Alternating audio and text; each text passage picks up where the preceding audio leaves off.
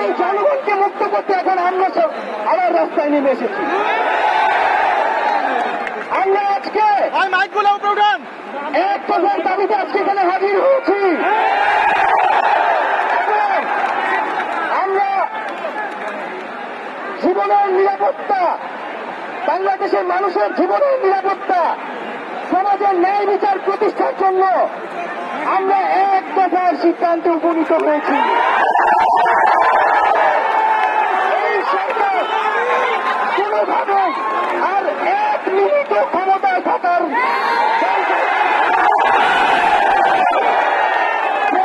বলেছে গণভবনের দরজা খোলা আছে।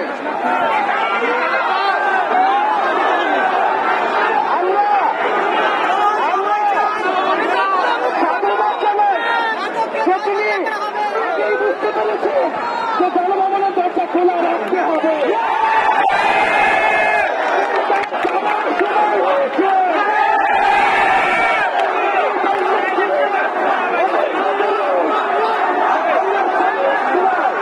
আমরা আপনাকে উৎখাত করার জন্য আসবো। বন্ধুগণ, আমরা খুবই স্পষ্ট কথা, শুধু শেখ হাসিনাকে পদত্যাগ করলেই হবে না। এই যে খুন, লুটপাট, দুর্নীতি এই দেশে হয়েছে তার বিচার হতে হবে।